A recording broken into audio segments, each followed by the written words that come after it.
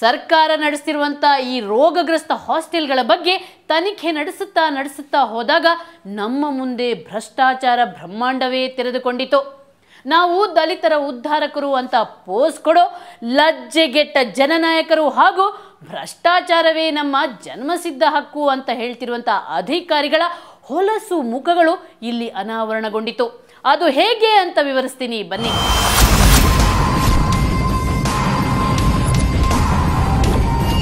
ರಾಜಧಾನಿ ಬೆಂಗಳೂರು ಹಾಸ್ಟೆಲ್ಗಳೇ ಕೊಳೆತು ಗಬ್ಬು ನಾರ್ತಿವೆ. ಇನ್ನು ಗ್ರಾಮೀಣ ಪ್ರದೇಶಗಳಲ್ಲಿರೋ ಹಾಸ್ಟೆಲ್ಗಳಲ್ಲಂತೂ ಹುಳವೇ ಬಿದ್ದಿವೆ. ಇಲ್ಲಿನ ಹೆಚ್ಚಿನ ಹಾಸ್ಟೆಲ್ಗಳು ಕೊಳಚೆ ಮಧ್ಯದಲ್ಲೇ ಇವೆ. ಹಾವೇರಿಯ SC/ST ಹಾಸ್ಟೆಲ್ ನಡುವೆಯೇ ಚರಂಡಿ ಹರಿಯುತ್ತಿದೆ. ಹಾಸ್ಟೆಲ್ ಒಳಗೆ ಹಂದಿಗಳು ಪರ್ಮನೆಂಟ್ ಮೆಂಬರ್. ಗುಲ್ಬರ್ಗಾ, ಕೊಪ್ಪಳ, ಬಾಗಲಕೋಟೆಯ ಹಾಸ್ಟೆಲ್ ಪರಿಸ್ಥಿತಿಯೂ ಭಿನ್ನವಾಗಿಲ್ಲ. ಸಮಾಜ ಕಲ್ಯಾಣ ಮಂತ್ರಿಗಳೇ, ಮಕ್ಕಳನ್ನು ಕೊಳಚೆಯ ಅಸಹನೀಯ ವಾತಾವರಣದಲ್ಲಿ ಬದುಕುವಂತೆ ಮಾಡಿರುವುದು ಎಷ್ಟು ಸರಿ? ಇವರು ಬಡವರು, ದಲಿತರು, ಹಿಂದುಳಿದವರ ಮಕ್ಕಳು ಅಂತ ನಮ್ಮ ಸರ್ಕಾರಕ್ಕೆ ತಿರಸ್ಕಾರವೇ? BCM ಇಲಾಖೆ ಜಿಲ್ಲಾಧಿಕಾರಿಗಳು ಮತ್ತು ಡಿಸ್ಟಿಕ್ ಆಫೀಸರ್ಸ್ ಅವರಲ್ಲ, ಅವರ ರೆಸ್ಪಾನ್ಸ್ ಮಾಡೋಣ ಬಂದು ಇವಾಗ ಒಂದ್ಸರಿ ಅನ್ಕ್ವೈರಿ ಮಾಡಿಲ್ಲ. ಹುಡುಗರು ಹೇಗಿದ್ದಾರೆ, ಅವ್ರು ಕಾಟು ನೋಡ್ಬೇಕಾ, ಅವ್ರಿಗೆ ಏನು ಸವಲತ್ತು ಏನು ಕೊಡ್ಬೇಕಂತ ಸರ್ಕಾರದಿಂದ ಬರೋದು ಒಂದು ಸೂರ ಅನ್ನೋದಾಗ ತಿಳಿಸ್ತಿಲ್ಲ. ಇನ್ನು ಹೆಣ್ಣು ಮಕ್ಕಳ ಹಾಸ್ಟೆಲ್ಗಳಲ್ಲಂತೂ ಸುರಕ್ಷತೆಯೇ ದೊಡ್ಡ ಸಮಸ್ಯೆಯಾಗಿದೆ. ಹಾಸ್ಟೆಲ್ಗಳಲ್ಲಿ ಸುರಕ್ಷತಾ ಗೋಡೆಗಳಿಲ್ಲ. ಬಾಗಿಲು, ಕಿಟಕಿ ಮುರಿದು ಹೋಗಿವೆ. ಹುಡುಕ ಅಡುಗೆ ಭಟ್ಟರ ಕಾಟವೂ ಇದೆ. ಆದರೆ ಬಡ ಕುಟುಂಬದಿಂದ ಬಂದ ಹೆಣ್ಮಕ್ಕಳು ತಮಗಾಗುತ್ತಿರುವ ಅನ್ಯಾಯವನ್ನು ಸಹಿಸಿಕೊಂಡೇ ಹಾಸ್ಟೆಲ್ಗಳಲ್ಲಿ ವಿದ್ಯಾಭ್ಯಾಸ ಮುಂದುವರಿಸುತ್ತಿದ್ದಾರೆ.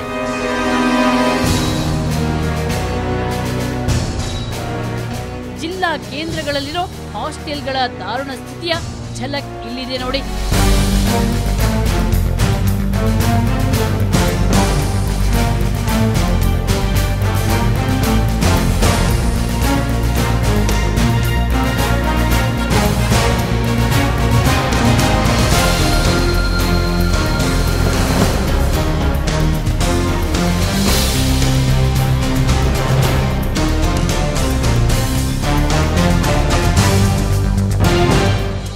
SC/ST OBC ಹಾಸ್ಟೆಲ್ಗಳು ಹಗರಣಗಳ ಕೂಪವಾಗಿದೆ.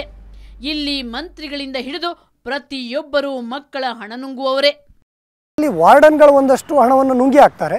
ನಂತರ ಜಿಲ್ಲಾಧಿಕಾರಿಗಳ ಮಟ್ಟದಲ್ಲಿ ಸೋಷಿಯಲ್ ವೆಲ್ಫೇರ್ ಆಫೀಸರ್ ಇರ್ಬೋದು, ಡಿಸ್ಟ್ರಿಕ್ಟ್ ಸೋಷಿಯಲ್ ವೆಲ್ಫೇರ್ ಮತ್ತು BCM ಜಿಲ್ಲಾಧಿಕಾರಿಗಳಿರ್ಬೋದು, ಈ ಮಟ್ಟದಲ್ಲಿ ಒಂದಷ್ಟು ಅವ್ಯವಹಾರ ನಡೆಯೋದರಿಂದ ಸರ್ಕಾರ ಏನು ಹಣ ರಿಲೀಸ್ ಮಾಡ್ತಾ ಇದೆ, ಈಗ ಪ್ರತಿ ವಿದ್ಯಾರ್ಥಿಗೆ ಒಂದು ದಿನಕ್ಕೆ 27 ರೂಪಾಯಿ ರಿಲೀಸ್ ಮಾಡ್ತಾ ಇದೆ.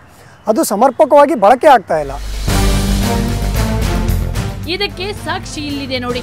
ದಲಿತ ಮಕ್ಕಳ ಉದ್ಧಾರ ಅಂತ ಹೇಳಿ ತಮ್ಮನ್ನು ತಾವು ಉದ್ಧರಿಸುತ್ತಿರೋ ಭ್ರಷ್ಟ ಅಧಿಕಾರಿಗಳ ಕೊಳಕು ಮುಖವನ್ನು ಅಖಿಲ ಭಾರತೀಯ ವಿದ್ಯಾರ್ಥಿ ಪರಿಷತ್ ನಡೆಸಿರುವ ಸಮೀಕ್ಷಾ ವರದಿಯಲ್ಲಿ ಬಿಚ್ಚಿಟ್ಟಿದೆ. ಆ ಸಮೀಕ್ಷೆಯಲ್ಲಿ ಕಂಡುಬಂದ ಕೆಲ ಭಯಾನಕ ಸತ್ಯಗಳು ಇಂತಿವೆ.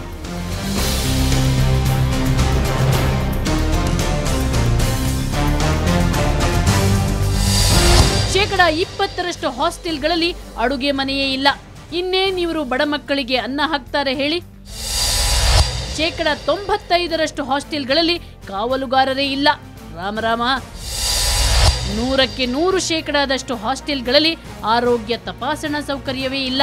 ದಲಿತರ ಮಕ್ಕಳಿಗೆ ಅದೆಲ್ಲ ಯಾಕೆ ಅನ್ನೋ ಧೋರಣೆ ಸರ್ಕಾರದ್ದಿರಬಹುದು. ಶೇಕಡಾ 80% ಹಾಸ್ಟೆಲ್ಗಳಲ್ಲಿ ಸ್ವಚ್ಛತೆ ಮಾಡುವವರೇ ಇಲ್ಲ. ಇದ್ರೂ ಅವರಿಗೆ ಸರಿಯಾಗಿ ಸಂಬಳ ಕೊಡಲ್ಲ. ಕೊಟ್ಟರು ಸ್ವಚ್ಛತೆ ಮಾಡಲು ಬೇಕಾದ ಪರಿಕರಗಳನ್ನು ಕೊಡಲ್ಲ. ಇನ್ನು ಅನ್ನ, ಆಹಾರ, ವಸತಿಯ ಅಂಕಿಅಂಶ ಕೇಳಿದ್ರೆ ಬೆಚ್ಚಿ ಬೀಳ್ತೀರಿ. ಶೇಕಡಾ 55% ಕಾಲೇಜುಗಳಲ್ಲಿ ಕಳಪೆ ಗುಣಮಟ್ಟದ ಅನ್ನ, ನೀರು ಸಿಗ್ತಿದೆ. ಬಡವರ ಮಕ್ಕಳು ಸತ್ರೆ ಮಂತ್ರಿಗಳಿಗೇನು ಹೇಳಿ? ಶೇಕಡಾ 80% ಹಾಸ್ಟೆಲ್ಗಳಲ್ಲಿ ಮಂಚಗಳಿಲ್ಲ. ಶೇಕಡಾ 90% ಹಾಸ್ಟೆಲ್ಗಳಲ್ಲಿ ಕುರ್ಚಿಯೇ ಇಲ್ಲ. ತಮ್ಮ ಕುರ್ಚಿ ಗಟ್ಟಿದ್ರೆ ಸಾಕು ನಮ್ಮ ಮಂತ್ರಿಗಳಿಗೆ. ಶೇಕಡಾ 95% ಹಾಸ್ಟೆಲ್ಗಳಲ್ಲಿ ಗ್ರಂಥಾಲಯವೇ ಇಲ್ಲ. ಯಾಕೆ ದುಂದುವೆಚ್ಚ ಅಂತ ಸರ್ಕಾರಕ್ಕನ್ಸಿರಬಹುದು. ಮನುಷ್ಯನಿಗೆ ಅಗತ್ಯವಾಗಿ ಬೇಕಾಗಿರೋ ಶೌಚಾಲಯವೇ ಇಲ್ಲಿ ಶೇಕಡಾ 54% ವಿದ್ಯಾರ್ಥಿಗಳಿಗೆ ಮಾತ್ರ ಇರೋದು. ಆದ್ರೆ ಅಧಿಕಾರಿಗಳೇ ಹೇಳೋ ಪ್ರಕಾರ ಸಮಾಜ ಕಲ್ಯಾಣ ಇಲಾಖೆಯಲ್ಲಿ ದುಡ್ಡಿನ ಕೊರತೆ ಇಲ್ವಂತೆ. ಸಮಾಜ ಕಲ್ಯಾಣ ಇಲಾಖೆ ಅಂತ ಕೊರತೆ ಇಲ್ಲ, ಯಾವುದಕ್ಕೂ ಕೊರತೆ ಇಲ್ಲ. ಹಾಗಾದ್ರೆ ಬಿಡುಗಡೆಯಾಗೋ ಹಣ ಎಲ್ಲಿಗೆ ಹೋಗುತ್ತೆ? ಬಡ ದಲಿತ ಮಕ್ಕಳನ್ನು ಇಂಥ ದುಸ್ಥಿತಿಗೆ ತಳ್ಳಿದವರಾರು? ಈ ಹಗರಣದಲ್ಲಿ ಪಾಲ್ಗೊಂಡವರಾರು ಅನ್ನೋದನ್ನ ಸರ್ಕಾರ ತನಿಖೆ ನಡೆಸಲೇಬೇಕು. ತಪ್ಪಿತಸ್ಥರಿಗೆ ಶಿಕ್ಷೆ ಕೊಡಲೇಬೇಕು.